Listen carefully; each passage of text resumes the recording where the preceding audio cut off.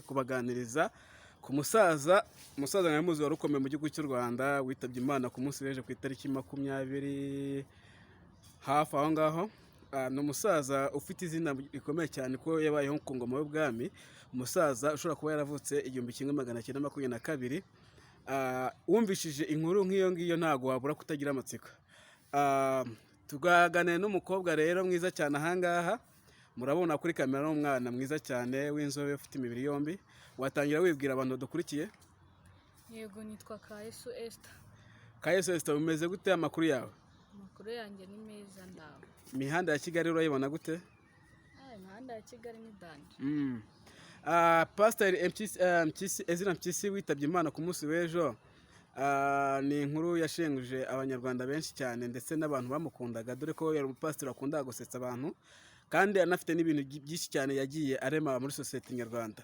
Ku rwa ruhari wowe Ezra mpyisi ni urwe kamaro yaba yarakugiriye?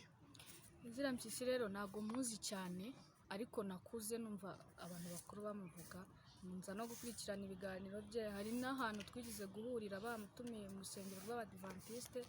Yari umusaza urangwa n'ukuri, ibintu bye byose nyine byabaga hanze, nta buriganya.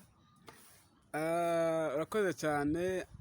Turabizi neza ko Ezra mpyisi ubundi ni umusaza wamenyerewe muri society nyarwanda cyangwa se mu itangazamakuru, ukunda uzwiho gusetsa cyane. Muribuka hari ikiganiro yigeze akora abanyeshuri bakoze graduation ari muri kaminuza yo mu majyepfo y'abadivantiste, arimo arasengera abanyeshuri arabasetsa cyane, arababwira ngo hari abagiye kubona akazi, hari abagiye gukira, hari abagiye kubona amafaranga, ariko ashyiraho n'akandi kantu aravuga ati hari n'abagiye kuzagira usorora. Kariya kantu wabyumvishije gute wowe? Ni filozofi y'umuntu mukuru, we yarabibonaga kuko ibintu byose avuga n'umuntu mukuru aba yabitekereje.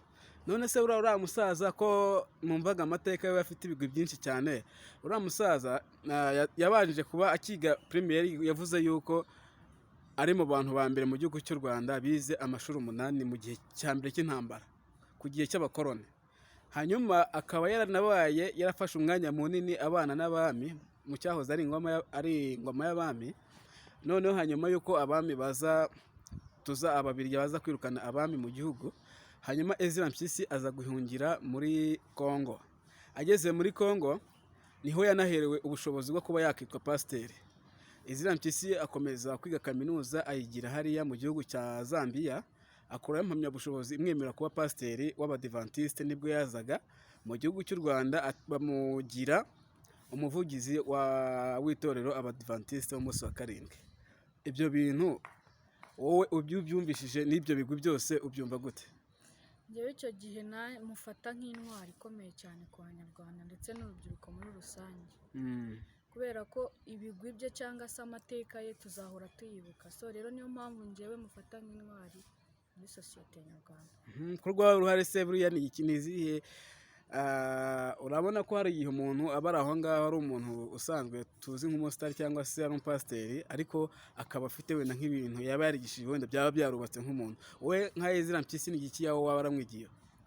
Igihe cyo namwigiyeho ni uko ngomba gukora icyo ngomba gukora ku munsi wacu, kuko ntabwo mbizi niba ejo nzaramuka. Okay, ni byiza cyane. None ni izihe mpanuro wahereza abandi bapasiteri cyangwa se abantu bari mu nshingano zo kwigisha iyobokamana cyangwa se ijambo ry'Imana? Ntabwo nababwira ngo bakore nka Ezra mpyisi kuko we yakoze nkawe ku giti cye, ahubwo nabasaba gutera ikirenge mu cye. Tunabashimira cyane ku bantu twabanye muri iki kiganiro, ugakadasubira naho ubutaha.